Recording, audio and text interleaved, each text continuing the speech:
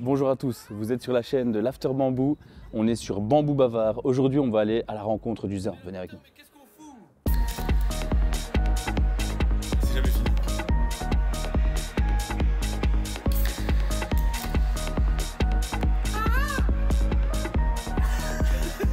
A bientôt sur l'After Bambou. Oh, j'arrive. Yo le Hey, Zin! coucou toi. Comment tu vas à la Ça va forme? quoi? Tu vas La bien? vie est belle? Ouais toi? Comme il faut. Alors Qu'est-ce que ça dit Tranquillement. depuis le temps? T'as dit depuis le temps, bah écoute, la vie, hein, tout suit son cours, hein. Et toi, qu'est-ce qui passe? La vie, voilà, le caméraman préféré. Bonjour Emerson. Let's go, je t'en prie. Qu'est-ce que t'as fait cette matinée? Eh bien écoute, j'ai fait du son, T'as fait du son? comme à mon habitude, le week-end en général. Accompagné, solo? Solo pour l'instant. Allez venez, on va prendre l'apéro. Nous suivons le Zin dans son habitat naturel. Je vous en prie.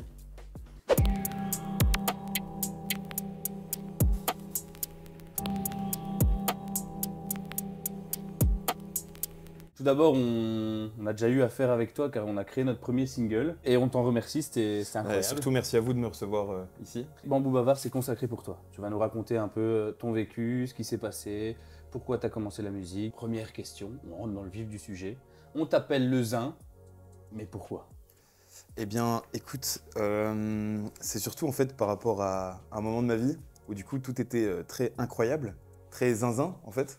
Et ça, c'est parti de là à la base. C'est en fait pour un peu, on va dire, démontrer le côté audacieux, on va dire, de la chose, et plus expérimental aussi, plus bélier, fonce droit, quoi. Et c'était ça un peu l'idée de Le Zin, quoi. Sérieux, mais taré.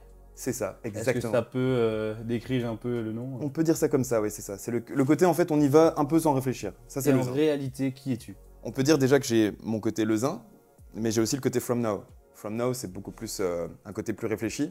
Tu vois, donc du coup, tu as le côté plus audacieux qui fonce et tu as le côté plus réfléchi qui... Qui, From Now, est toute ta musique. From Now, c'est beaucoup plus se concentrer sur des projets qui sont plus réfléchis. Ouais. Donc, qu'est-ce qui t'a poussé à commencer la musique? Qu'est-ce qui t'a dit, ben voilà, c'est ce que je veux faire, c'est ça, c'est Ouais. la solution, le truc. Eh bien écoute, ça a commencé en fait, je suis parti au Maroc quand j'avais 8 ans et j'ai un de mes cousins du coup qui m'a donné un CD craqué. Enfin, il y avait le crack du coup d'FL Studio dessus. Et ça a commencé avec un crack Donc du le coup. tout premier logiciel que tu as eu en crack. Exactement. Et c'était FL8 du coup, parce qu'aujourd'hui on est à la 21. Et donc, La vache, hein. ouais, franchement. Et du coup, il m'a donné ça. Et quand je suis rentré en Belgique, du coup, j'ai directement testé ça sur un PC, le PC de ma mère. Exactement. À partir de 8 ans. C'est À ça. 8 ans, tu t'es dit, ok, let's go, je teste. Tu as sorti ton premier son qui est More Than Ever, Yes, qui est un remix de Lucky. c'est ça.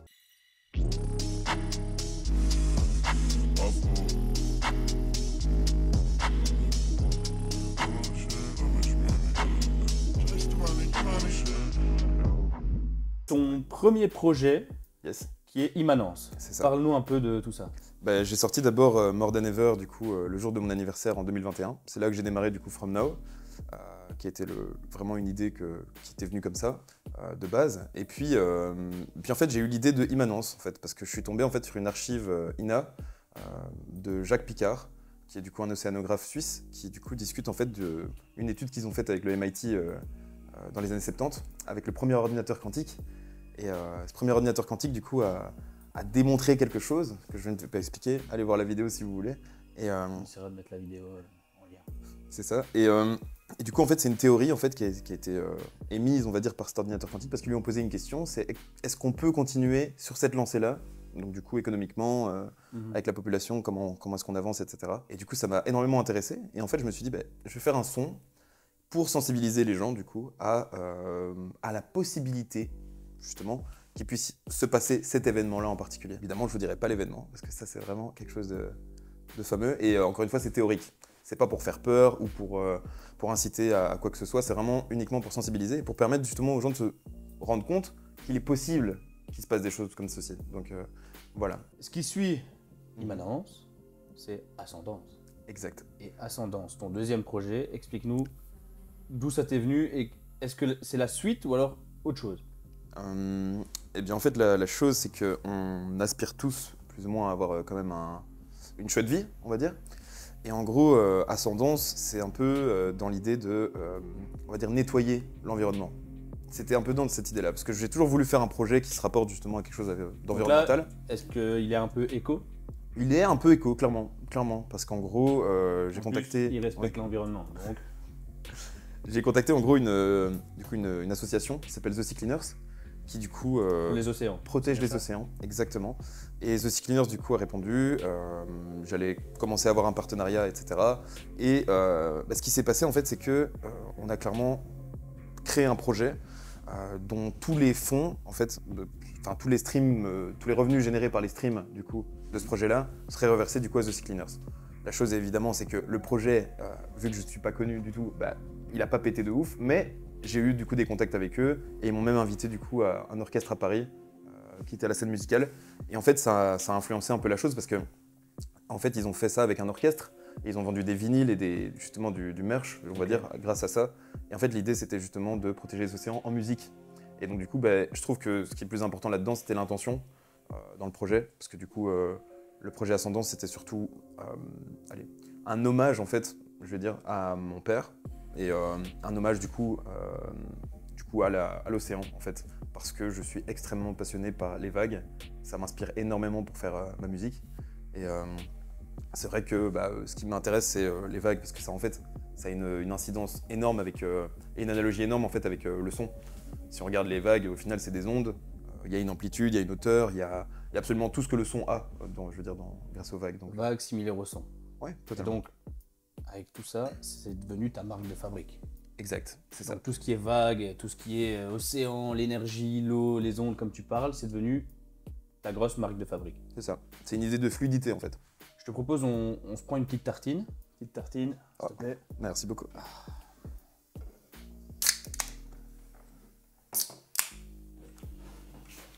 Ah, tiens. Santé. Santé. Santé, merci beaucoup. Dernière question. Yes. Pourquoi les lunettes? Parce que voilà, on voit le bélier, mais c'est un bélier à lunettes finalement. Un bélier à lunettes. Pourquoi les lunettes? Eh bien, l'idée en fait des lunettes, c'est de permettre de créer une barrière. Il y a deux choses. C'est la barrière, en fait, pour que je puisse rester concentré, rester, on va dire, plus objectif dans mes choix. On peut voir ça comme ça si on a envie. Et surtout la vision, en fait. Ça me permet de rester concentré sur la vision, en fait, sur l'idée que j'ai en fait du projet et de la continuité des choses. Et voilà, vous avez découvert le zin. Vous a un peu, il y aura une autre partie par la suite. Ici, est-ce que tu nous autorises à aller voir un peu ton setup? Oui. Et ce qui te permet d'enregistrer du son, chez toi finalement? Bien sûr, avec plaisir. Let's go. Let's go.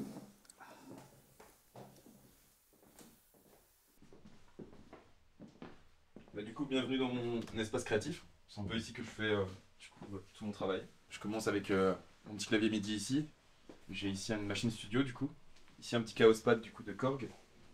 La petite carte son, voilà. J'ai réussi à investir un petit peu dans du matos au fur et à mesure du coup des années. Voilà, maintenant que j'ai un PC depuis un bon petit moment qui fonctionne, qui est super. Et là on arrive à enfin du coup produire et qu'il n'y ait plus de pause. Petit disque dur évidemment, parce que ça vous avez intérêt les producteurs à avoir un putain de disque dur pour être bien. Et puis voilà quoi. Vous voulez une petite snippet? Allez.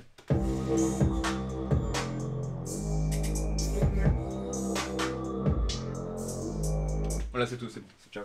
Et ensuite, voilà. Ici vous voyez, c'est un peu ici que je travaille tout le temps. Je vais aussi au Temple Studio, comme vous pouvez le voir. Vous avez une magnifique affiche juste ici, qui est incroyable. Et d'ailleurs, on va y aller en fait. On y va maintenant, non? Allez, c'est parti. Venez avec moi, on y va.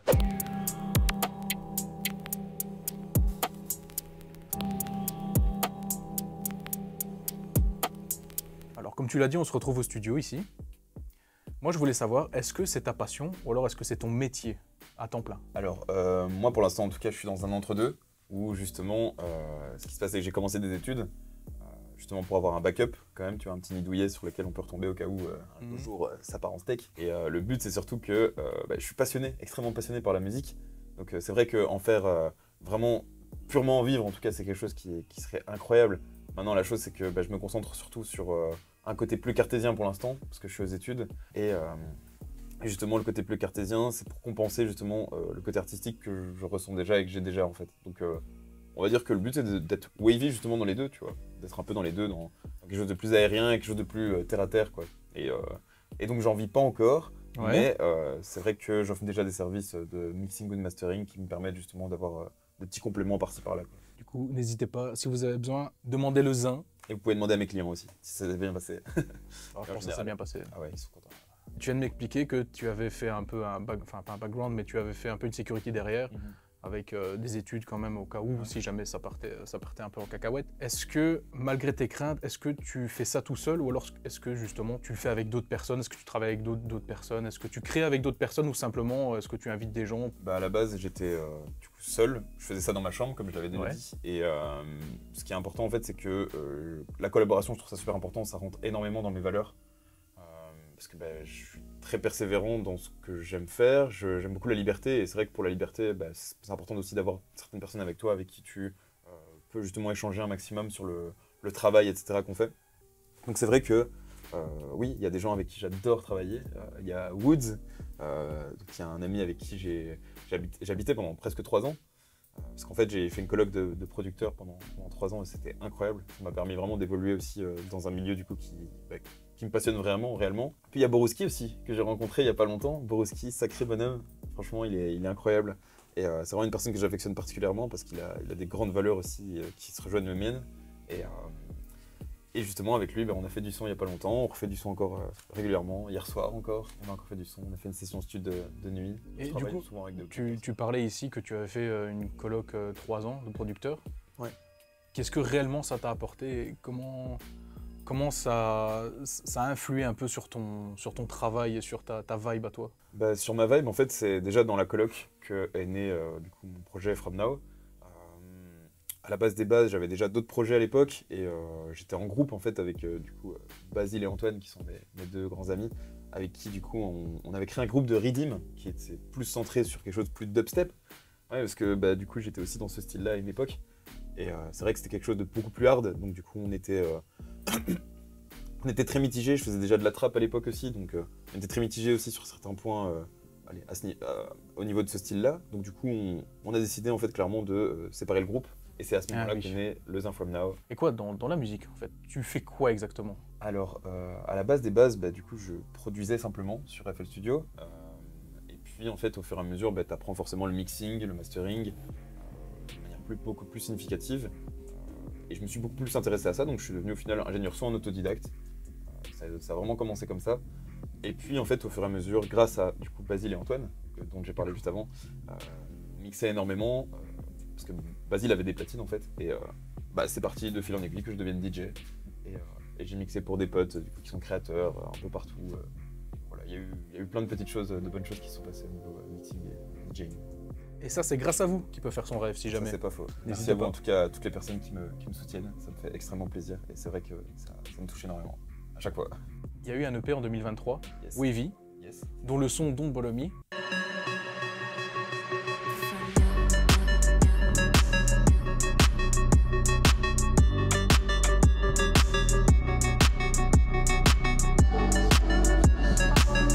Peux-tu m'en dire plus à ce niveau-là? Eh bien, en fait, j'ai fait cette EP dans une optique de... En fait, j'avais sorti Ascendance, qui était déjà un projet bien froid, quand même, Ouais. tu vois. Et il me fallait quelque chose de plus chaleureux à ce moment-là. Du coup, je suis parti, en fait, sur une espèce de forme de house en 114 BPM, donc un peu plus lent. On peut appeler ça de la slow house, si t'as envie, enfin, peu importe. Et en sortant, en fait, ce projet, j'ai fait une collab avec un artiste de Caroline du Nord, qui fait des sons un peu plus funk, dance, etc. Et en fait, je me suis dit directement qu'il fallait que j'englobe en fait ce son avec du coup un EP. Et c'est là que Don't Bother Me est né. Et puis, en fait, j'ai un ami qui a créé sa marque de vêtements. Il avait dans ses plugs, dans ses contacts, un rappeur du coup français qui s'appelle Sto et qui l'a repartagé aussi. Et ça a pris du coup. Et ça a pris de l'engouement. Et... Ça a pris un peu d'engouement. J'ai trouvé Ouais. ça vraiment super chouette du coup parce que je fais toujours de la musique et j'adore ça. Donc au final, ça me fait plaisir. À ça a suivi le projet Wave Explorer. Yes. Peux-tu m'en dire plus? Eh bien écoute, le projet Wave Explorer, c'est parce que je suis extrêmement passionné par la musique et j'aime pas en fait me cantonner à un seul style. Je l'ai fait à une époque et c'est vrai que c'était très intéressant. On a fait beaucoup de choses, on a collabé avec un Montréalais, on a mixé à Strasbourg, on a fait plein de choses super chouettes. Mais ce qui m'intéressait en fait, c'était beaucoup plus justement de voyager dans la musique parce qu'à partir du moment où tu sais faire du son, que tu peux mixer, masteriser, produire, en fait tu te rends compte que t'as plein d'influences en fait. Donc se limiter à une seule chose, c'est pas le meilleur quoi. Et par rapport à une de tes questions que tu voulais me poser d'ailleurs. Oui. De savoir si je me perds en fait, justement. Exactement, c'est vrai. Dans tout ça. Bah non, en fait, je me perds pas du tout parce que déjà, je reste moi-même à 100% quand je produis. Même si je change de style, bah, je garde mes influences. Et surtout, bah, t'as déjà vu un cuisinier qui se cantonne qu'à une seule recette et qui se dit pas cuisinier? Non, Ah, c'est vrai, c'est vrai. il arrive justement à utiliser plein de recettes, à aller dans différents continents, etc. Et à toujours garder sa patte au final. Donc c'est un peu ça l'idée. Et surtout, en fait, le projet s'aligne énormément à mes valeurs. Donc il faut persévérer, parce que bah, forcément, quand on me demande un style de musique, c'est très challengeant. En novembre, on m'avait demandé de la jungle, qui est du coup un style que je faisais pas du tout à la base. Donc je me suis vraiment dépassé, je me suis beaucoup intéressé au style. Donc j'éduque énormément les gens aussi via Instagram, du coup, via des réels ou quoi, justement pour expliquer un peu l'histoire du genre qui a été proposé.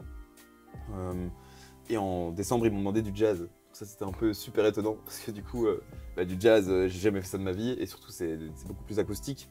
Et donc du coup, j'ai eu comme idée de appeler une chanteuse allemande que j'écoutais depuis plus d'1 an, qui est incroyable, elle est vraiment incroyable, elle s'appelle Dana Shanti. Et j'ai appelé du coup un drummer néerlandais, un saxophoniste qui est d'ailleurs le créateur de ce studio, qui est incroyable. J'ai eu également un bassiste qui s'appelle Aaron Cole, big up à toi mec. Même si j'étais par exemple en examen avec les études, Ouais. j'ai pu du coup sortir le projet et je suis extrêmement content parce que bah, c'était une première expérience et c'est hyper challengeant, c'est vraiment quelque chose que j'apprécie en fait. Donc je vais continuer clairement à faire ça parce que j'adore ça. Bah, nous, on espère que tu vas continuer. On Merci. espère que tu vas nous proposer encore des trucs de qualité comme tu fais depuis le début. En tout cas, j'ai envie de te remercier Merci à pour toi. cette petite interview. Nous, maintenant, on va enchaîner sur son travail, sur ce qu'il sait faire le mieux, la musique. On enchaîne.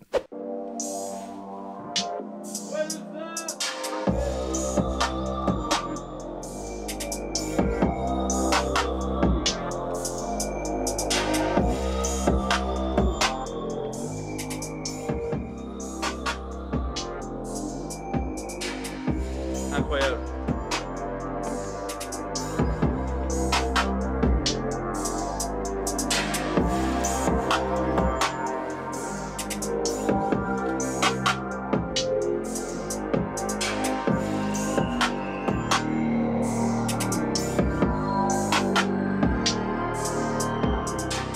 En tout cas, merci à vous de m'avoir invité ici et merci à tous ceux qui me suivent. J'espère que la wave continuera et on se retrouve très bientôt sur Bambou Bavard.